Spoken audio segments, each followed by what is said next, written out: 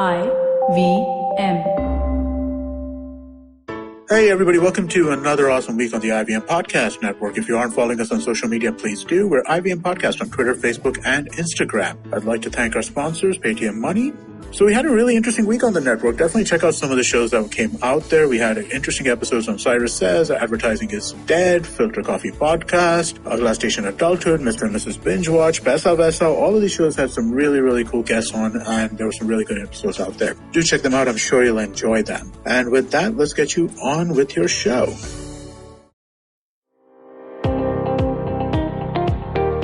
Welcome to All Things Policy, a daily podcast by the Takshashila Institution. We are a bunch of policy nerds based in Bengaluru, and we like bringing fresh perspectives to Indian affairs and Indian perspectives to global affairs. So grab a cup of coffee, sit back, and join us for today's chat. Hello and welcome to All Things Policy. Regular listeners of this podcast know that a lot of our episodes these days tend to be dominated by discussions about the global pandemic. But every few episodes, we do try and engage with other crucial issues that haven't gone away. One of these is, of course, arms control.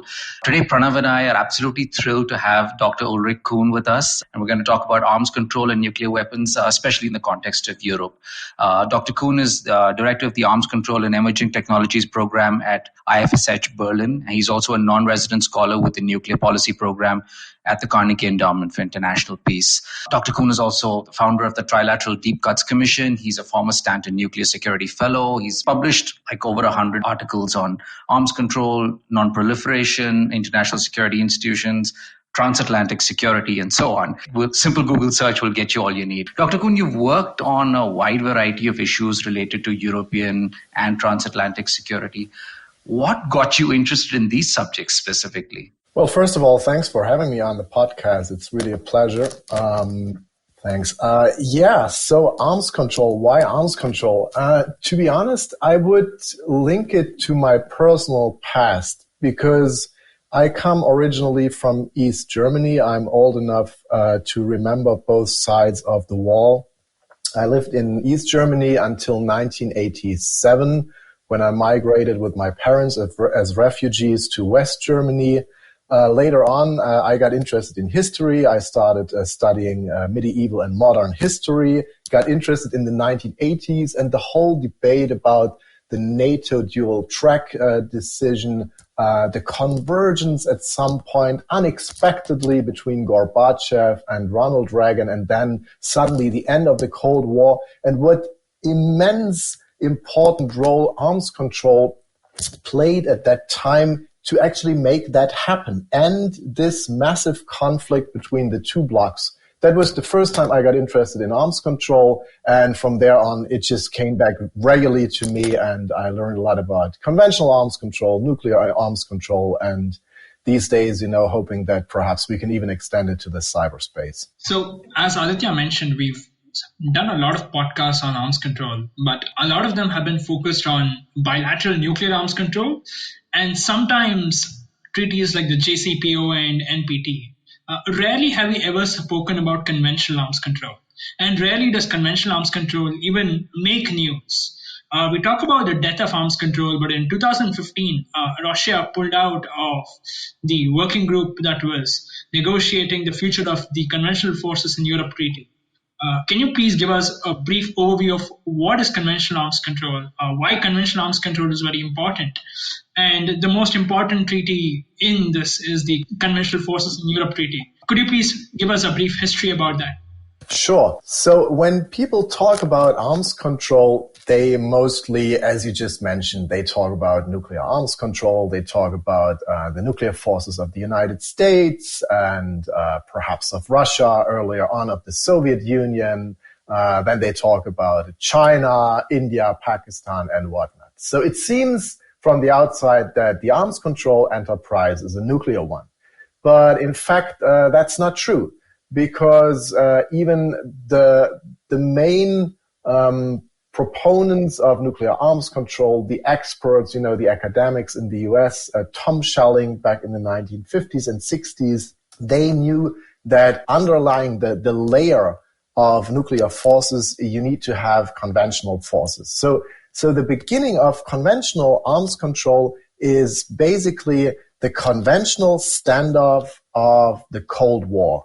And that one was a quite specific one because it was clearly favoring one side, and that was the Soviets and the entire forces of the Warsaw Pact. So back at that time, during the 1970s, the military of NATO estimated that it would take a maximum of 30 to 40 days for the conventional forces of the Eastern Bloc to drive out NATO's forces from the entire European continent.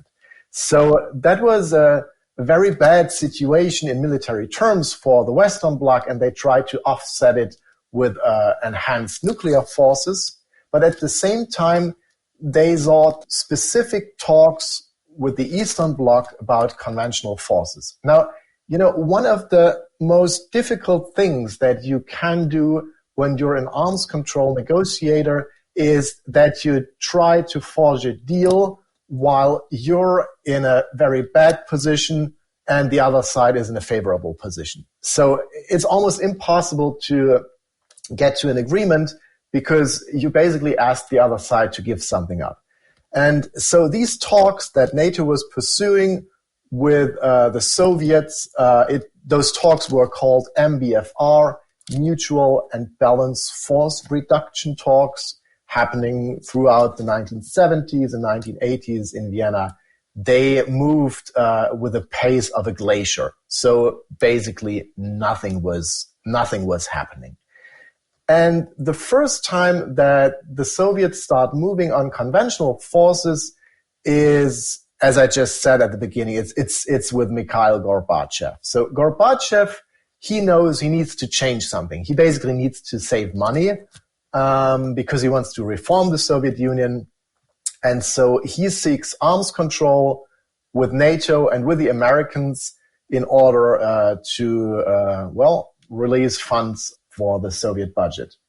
And he's doing that first at the level of nuclear forces. So this is how the INF Treaty comes into being, the Intermediate Range Nuclear Forces Treaty.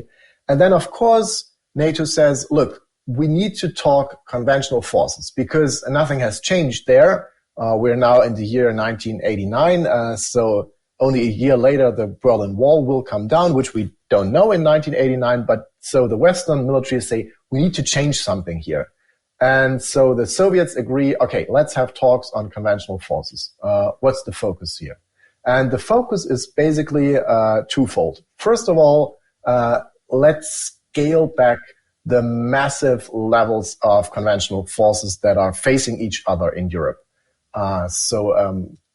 Hundreds and hundreds of thousands, millions of soldiers, so much military equipment, thousands, tens of thousands of tanks and whatnot. So let's scale that back. And at the same time, let's prevent that either the one side or the other can launch a surprise attack. And they achieve that through a treaty that is then crafted in 1990, which is called CFE. CFE stands for Conventional Armed Forces in Europe Treaty. And it's basically a treaty between the two blocs, NATO on the one side, the Warsaw Pact on the other.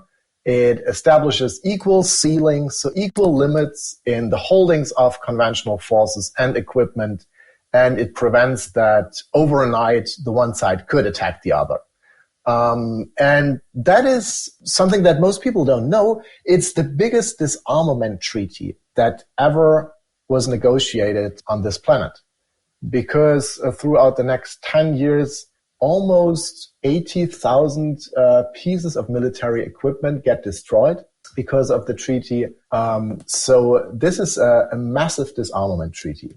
Now, I want to make it short. For the next 10 years throughout the 1990s, the treaty is in a rather good shape. The two sides agree that they want to adapt the treaty because times are changing. The Soviet Union has ceased to exist. The NATO is going to expand itself towards the east. So former Warsaw Pact countries are now joining NATO, such as Hungary, the Czech Republic, and Poland. So the Russians are saying, okay, we need to renegotiate that treaty. And they do that with NATO, and they're successful with it. But then the turn of the millennium, the US government decides that it's not happy with what has been achieved with that negotiating process. And then it gets really complicated because a lot of very technical, but also very nitty-gritty political details related to former Soviet states that are now independent states like Georgia or Moldova start blocking that whole project of adapting that treaty, and then finally also states ratifying that treaty. And so step by step, this regime falls apart, the CFE treaty, which basically boils down to the fact that now the tides have changed. You know, it's not the Eastern Bloc that's superior in conventional forces anymore, but it's NATO, which is massively superior compared to Russia. And then European security goes down the drain with the Russians annexing Crimea, moving secretly forces into eastern Ukraine. A new Cold War is back between NATO and Russia. NATO's most eastern members on the so-called eastern flank, those are the Baltic states and Poland, are afraid that Russia might attack them.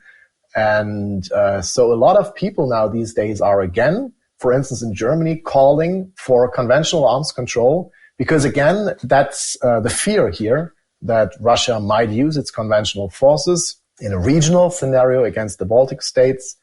But it's not very much in the cards, because much like in the nuclear portfolio, the big ones are not really interested in arms control. The US doesn't want conventional arms control. Russia, it seems, is also not interested.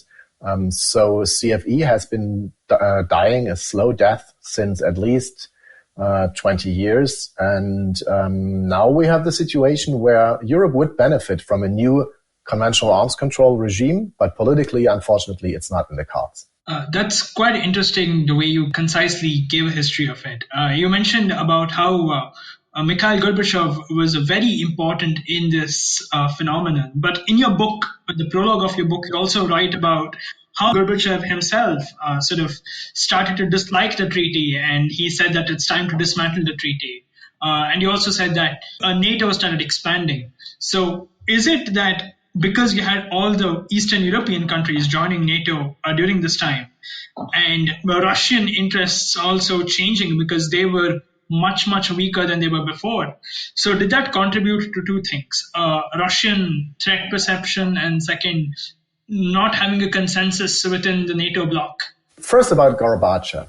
Of course, Gorbachev, when he negotiated, or, when his officials negotiated the CFE treaty at the end of the 1980s, that's a totally different time as compared to then the time after Crimea, after 2014, and even after, let's say, 2008, when Russia moved forces into Georgia after apparently Georgia had provoked Russia. So what we can see is that Gorbachev himself as a person moves back from his own legacy. So he's now going out on the media and saying, the CFE treaty doesn't fulfill its purpose anymore. It's a dead treaty and so on. And by saying that, Gorbachev is mainly, playing the mainstream music that is playing in Russia anyways. Because since the West and Russia have fallen apart, I would say that happened during the first decade of the new millennium. It's quite clear that on security matters, Russia and the West cannot speak the same language anymore. So it's not surprising to me that Gorbachev distances himself from his own legacy in that regard, which I personally find quite sad. But, this sometimes happens to politicians. The interesting question here is, why is Russia reacting that way? And there are different narratives around here. So one of the main narratives is that because NATO was expanding geopolitically so much during the 1990s and perhaps even more than during the first decade of the new millennium, that Russia feels threatened by that development. And I think there's something to that narrative because what a lot of people forget is that states have something of a historical memory. And those historical memories with some states and some folks really goes back not just a couple of years, but decades and sometimes hundreds and hundreds and even perhaps 1,000 years. Particularly if, history is linked to specific national myth that is trying, to carry through everyday policies. With regard to Russia, one of the historically inherited threat perceptions is that Russia has very often been attacked from the West by land forces. And that happened through Napoleon. It happened by the German emperor during the First World War. It happened again during the Second World War by the Germans. And now this massive military alliance, the most powerful military alliance in the history of this planet, is moving ever closer to the borders of Russia. So I'm speaking of NATO. And the Russians see that and they don't like it. And they're clearly communicating that to the Western side. For instance, during the 1990s, Boris Yeltsin, he publicly says to Bill Clinton, you're making a huge mistake by allowing these new countries in Eastern Europe to join NATO. And this will create massive problems. We don't like it. But in terms of political and military power, we're in a very bad situation. So we can only swallow the bitter pill. But I'm telling you, this is a huge mistake. Vladimir Putin is the one who is trying to reverse that mistake. He says no more. I don't want any more expansion of NATO. And particularly, I don't want any former Soviet satellite states like Belarus or Georgia or Ukraine to join this alliance. And this is where he draws the line in the sand and where he first makes it rhetorically clear to the West. And then with the short war in Georgia and now the ongoing war in eastern Ukraine, he also makes it clear to the West that he is not shying away from using military force to stop NATO. So I think that has a lot to do, the threat perception on the Russian side has a lot to do with the state of security that we have in Europe. It has a lot to do with the end of conventional arms control because, well, for arms control, you need two sides that are interested in cooperation, and Russia is not interested in cooperation anymore. And then your last question about NATO cohesion is a very difficult one because NATO was always an alliance of more than 2 or 3 states.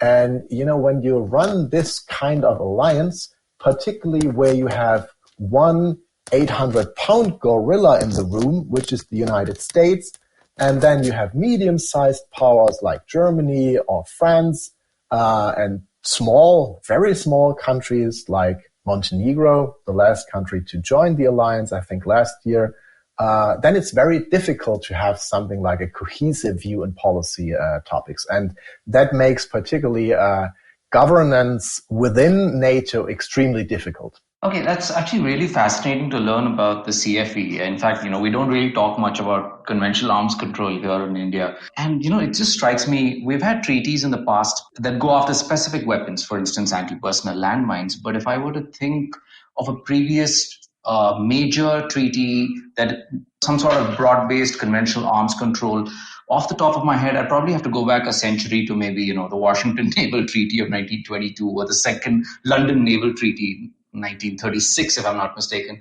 Is there something that's really difficult about conventional arms control? Yeah, what is difficult about conventional arms control?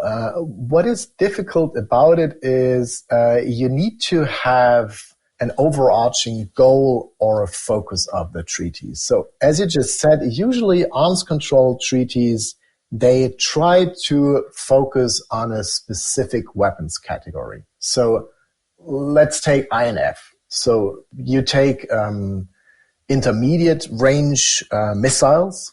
That means you delineate a certain amount of flight path, and then you say, okay, look, every missile, doesn't matter whether it flies on a ballistic trajectory or it's or a cruise missile, and their launchers, and this is the focus of the treaty. With the CFE treaty, it's much more difficult because it's also a lot about the surprise element, and it's about geography. The CFE treaty tried to look at what are the types of weapons, but also the types of capabilities that modern militaries are using if they want to conquer and hold ground. And those are tanks, it's large caliber artillery, it is helicopters, and of course fighter aircraft. So those are 4 of the 5 categories of the CFE treaty. But then the CFE treaty also focused on what specific geographies would be affected. For instance, if you are trying to have a pincer movement, so let's say that your forces, one part of your forces is coming from the high north, the other part is coming from the very south, and you're trying to have a pincer movement where the other side cannot decide where to move its forces first. So the CFE treaty tried to avoid or to prevent such a situation by having specific ceilings linked to specific geography. So for instance, let's say in the high north of Europe, you're only allowed to have a certain holding of military equipment and manpower. And of course, that is then linked to verification measures, on-site inspections, where you can really see, okay, is it correct that, we only have 80 tanks here and the next ones are, let's say, 200 kilometers away. So that's the difficult thing about conventional forces. And I would say the second difficult thing about conventional arms control is that it very much focuses on the genuine ability of national militaries. Because what do national militaries do if the country is not a nuclear armed one? Well, it's exactly what the CFE treaty is focusing on. Its military is with tanks and fighter jets and airplanes. And the military would say, well, look, those are the basics. We need that. We cannot talk about arms control on these issues. So this is what makes it a difficult debate to have. Then there is the point about the naval forces. You just mentioned the Washington Naval Treaty. Since then, we did not have a large naval arms control treaty in the world anymore. The CFE treaty does not focus on naval forces. Why? Simply for that matter, because the United States didn't want to include its naval forces in the CFE treaty. And it said either we're going to have a treaty that is not focusing on naval forces, or we're not going to have a treaty at all.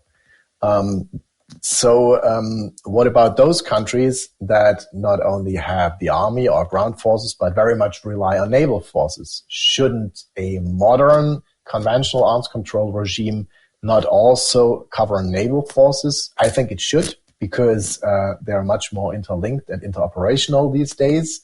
The 3 categories, or the classical 3 categories of military forces.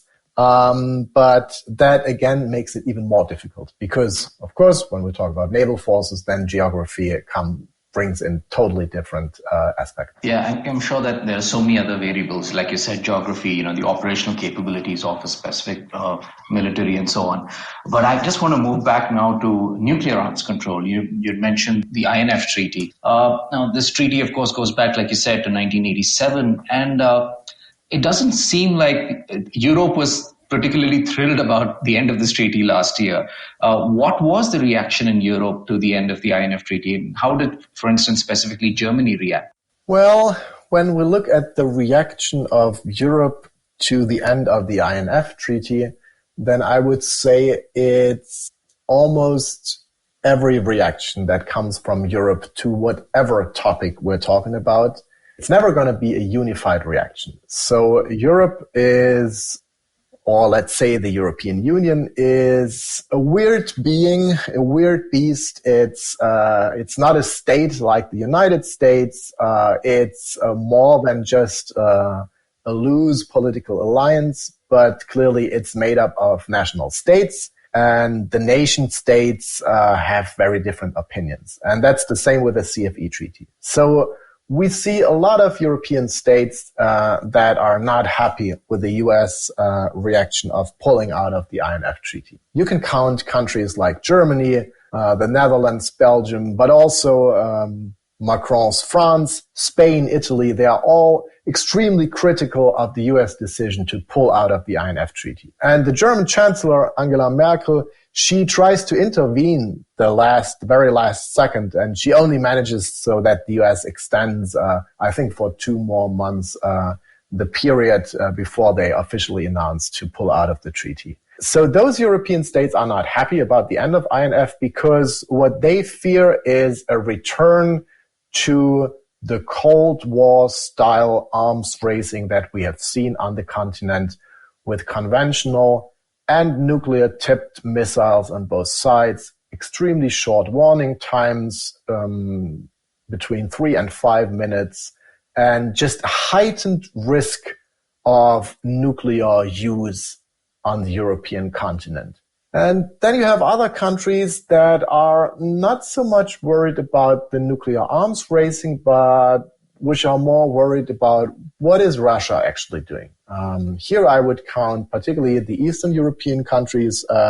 First of all, Poland seems to me the loudest player in that regard. The Baltic states, the Czech Republic, Slovakia, Romania, but also classical NATO country like the UK. So those are the ones that are saying, look, we do have quite compelling evidence, even though we cannot make it public, that the Russians have been screwing with the treaty.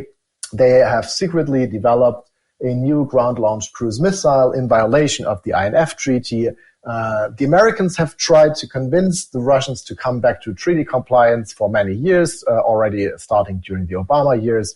The Russians are not changing their position. So it's correct of the Trump administration to get out of the treaty. The real bad boys here in that game is not the United States, but it's the Russians, and they only understand power, and we need to push back. So get out of the treaty, and then let's find a solution where NATO unifies behind a powerful military response to the Russian treaty violation.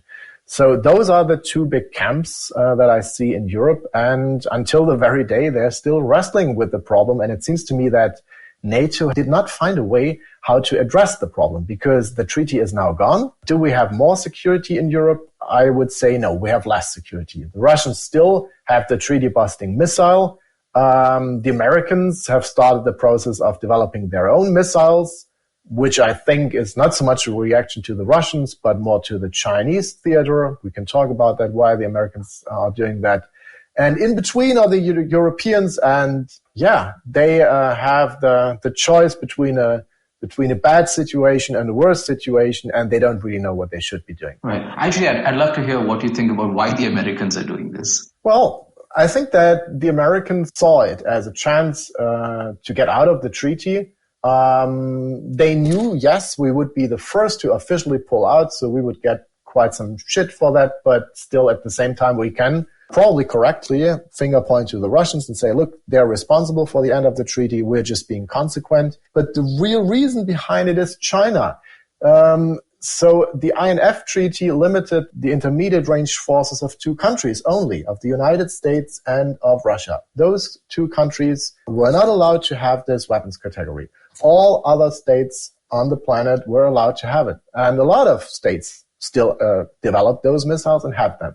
Some estimate that the inventory of Chinese INF range missiles is 1,500, I think was one of the figures that I read. And some in the US military are concerned about the South China Sea, about the balance of power there, that the Americans will not be able to secure a freedom of navigation in the South China Sea because their naval forces are targeted by these missiles. So the argument here goes, we need to develop these missiles to push back against the Chinese. We not only need those missiles on ships and on planes where we'll anyways have a free hand to have them, but we also need them stationed on land. And therefore, if we could get out of the INF treaty, that would be a great thing. So I think the real benefit here from a U.S. perspective of getting out of the INF treaty is with a view to China's capabilities. We nicely spoke about the situation in Europe and what different countries are doing. In February, France came out with a very surprising position. France has usually cared more about its own autonomy, but during the strategic deterrence speech, which is given annually, President Emmanuel Macron very nicely outlined the geopolitical and technological landscape, what he called a paradigm shift. And he essentially called for Europe to stay more autonomous, and he called for Europe to take a more independent role for its own future. Some extended this to thinking that it's time for a Euro deterrent, but this argument was clearly scaled back and said this is not a revolutionary speech, but this was more evolutionary. So even if we consider that all of Europe in their best interest says that we don't depend on the United States, let's try to take our own path to creating a peaceful, cooperative threat reduction measure. How would this look like, as Macron outlined? What would an autonomous Europe do to get a more cooperative agreement with Russia? So I think that Emmanuel Macron has a very important talent, and that is that he has a very sensitive sensory in sensing what shifts geopolitically are currently occurring. And I think that perhaps in 20, 30, 40 years, when we look back at those days, meaning today, we will talk about a period of really paradigmatic shifts. So in that regard, I think Macron is right to point to those shifts and to basically tell Europeans, look, we're in the middle of strategic change, and we need to think about what does that mean to us? What role do we envision for us Europeans? And what are the tools that we need to achieve that role? So that's a very classical, almost Clausewitzian approach on how to forge grand strategy. And I personally believe that Macron is right here.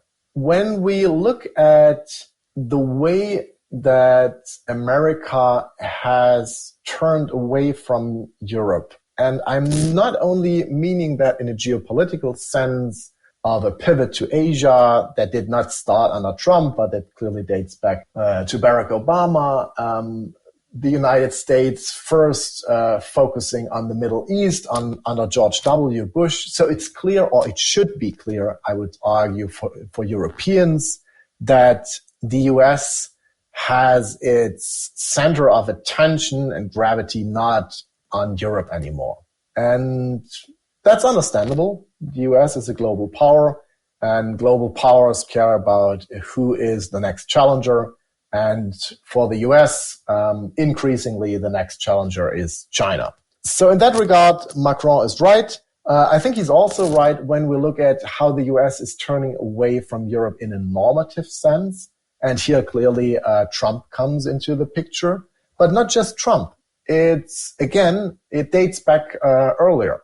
Let's look at George W. Bush. The turn away from multilateralism, the turn away also from arms control instruments, is not a signature move of the Trump administration alone. It happened already under George W. Bush. The turn away from the ABM treaty, the Republicans in Congress scrapping the ratification of the CTBT in 1999, the turn away from the CFE treaty, which was also a move initiated under the George W. administration in 2000 and 2001. So this normative turning away from Europe in the sense that America is mostly focusing on what is important to itself and less on the question of what is important to the allies. That is clearly a problem for Europeans, and Europeans need to address that.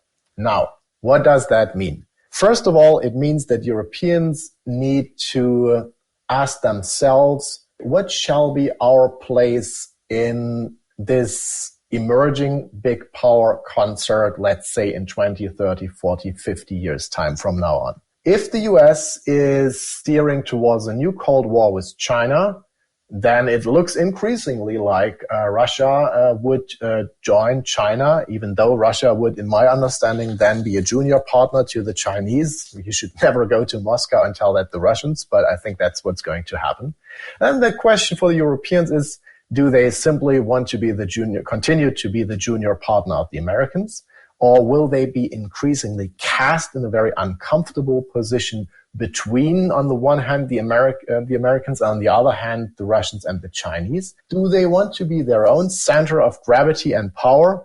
And this last point then would, of course, if the answer would be yes to a certain degree, lead to the question, what are the material capabilities that are Europeans bringing to the table? And then, of course, you come back to nuclear questions. The European Union just lost a nuclear armed power with the UK and Brexit. So we only have France left. The French know that. Macron knows that. He is a power politician. He likes that.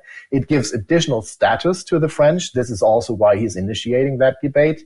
But it seems to me that his idea falls flat when it comes to reality, because what is the reality? The reality is that the French don't want to share their nukes in terms of nuclear extended deterrence. So they're not ready to provide a mechanism like the US does through NATO, where, NATO states take part in the nuclear planning group, where certain countries take part in the nuclear mission by hosting US missiles and providing dual-capable aircraft for their delivery in the event of a crisis or war.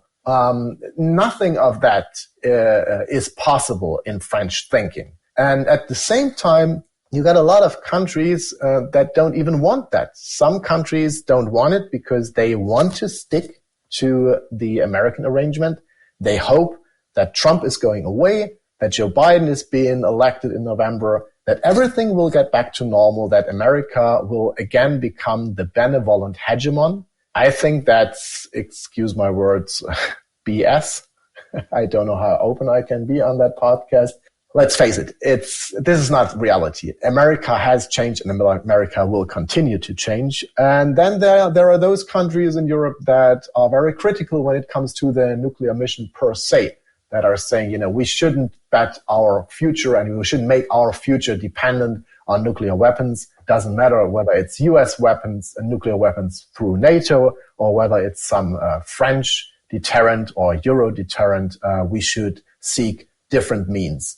And, well, if we talk about different means, then, of course, the conventional forces come back into the picture. And then, of course, the question of what's the conventional relationship to Russia? Shall they perhaps have a conventional arms control agreement with the Russians? What's the power balance here? So those are all a lot of old questions that are coming up and a lot of old wine in new bottles. One final question. You had alluded to nuclear sharing. So states like Germany, of course, actually retain a small number of American nuclear weapons to add a sort of layer of deterrence. But there's a fairly acrimonious debate about this in Germany right now. In what way is that debate headed? What can we expect? So Germany takes part in NATO's nuclear sharing arrangement by hosting US nuclear weapons. They're hosted at a small airfield in Rhineland-Palatin in a very small town called Büchel.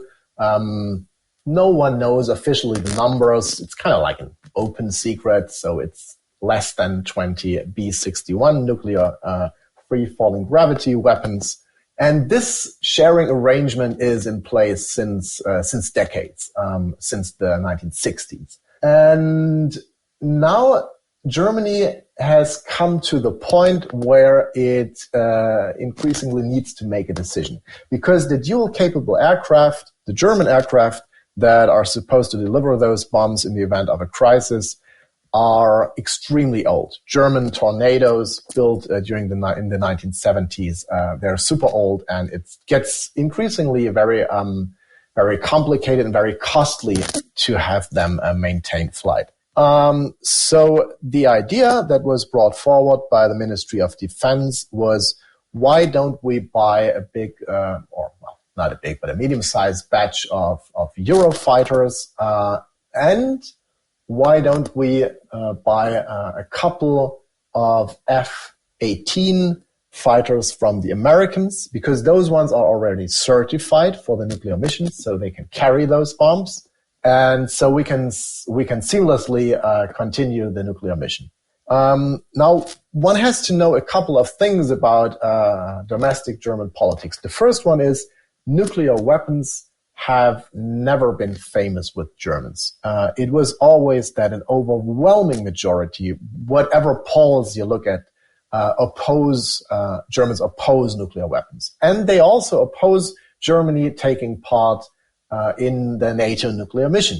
At the same time, the majority of the German political establishment is in clear opposition to what the people want, because they do believe that Germany should take part in the NATO nuclear mission for various reasons, for military reasons, for reasons of consultation through NATO mechanisms, and for political reasons of linking America to Europe and of displaying solidarity to the other members of NATO. At the same time, the current coalition, which consists of Merkel's Christian Democrats, very much in favor of the nuclear sharing mission, and the Social Democrats, which are, I would say, equally split in half on that question, they are now increasingly questioning whether that is a good arrangement. Because now we're nearing the point in 1 or 2 years, the German parliament needs to make a decision whether it wants to procure those F-18 fighters. At that point, the German parliament will, in extension, make a decision on the question whether Germany will continue the nuclear mission and whether it will continue the nuclear mission, perhaps for the next 20 years, with the Americans in the driver's seat. And now some important political figures from the Social Democrats are saying enough. We need to have that debate now. We need to talk about whether we want to continue the nuclear mission, whether we want to continue it with the Americans via NATO, and now is the time to talk about these issues. And as you can expect, that has created an uproar of particularly, let's say, the status quo conservative military and defense establishment in Germany, which are saying, are you crazy? How can you question that, particularly now under those political circumstances where Trump is threatening NATO solidarity and NATO cohesion? So let's not rock the boat. Let's not have that debate now. We should simply continue the nuclear mission and hope for a better day. And I think, honestly, that those people are wrong on 2 points here. The first one is, I think we need to have that debate, and we need to have that debate particularly because America has become such a distant and unreliable ally. We need to have that debate because we owe it to our future and to our kids in 20, 30 years who perhaps might question our current wisdom. And I think we need to have that debate because there are so many big unknowns. We don't know what really is the German influence in NATO. We don't know what the military value of those weapons is. I doubt there is any clear, real military value. So in that regard, I think we need to have an informed and a transparent debate. And look, Germany is a democracy, and I think that our democracy can withstand having such a debate. And I think we owe it to the people. Right. Yeah, the interplay between domestic politics and nuclear issues and the importance of public debate is really fascinating. Thank you so much, Dr. Kühn, for joining us and for this absorbing and very thought-provoking discussion. We'd love to have you join us again whenever you can. Thank you so much. And thank you for joining us on All Things Policy. All right. Thank you so much. If you liked our show, don't forget to check out other interesting podcasts on the IVM network. You can tune into them on the IVM Podcast app, ivmpodcast.com, or wherever you listen to your podcasts. You can also follow IVM on social media. The handle is @IVM Podcasts on Twitter, Facebook, and Instagram. And hey, if you'd like to dive into Takshashila's research on technology, strategy, and economic affairs, check us out at our Twitter handle @TakshashilaINST or our website takshashila.org.in.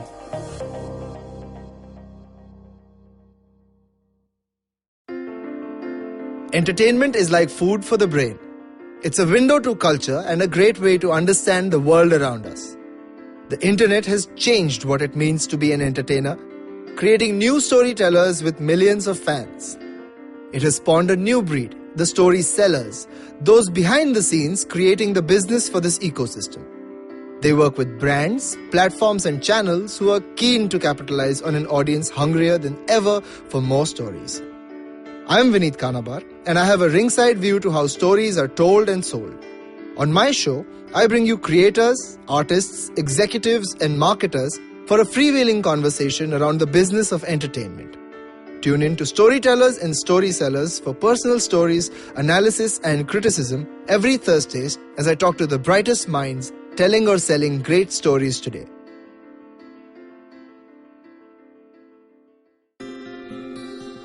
Welcome to Peak Planet, a new podcast where we delve into the fallouts of the growth path that we and indeed much of the world has chosen.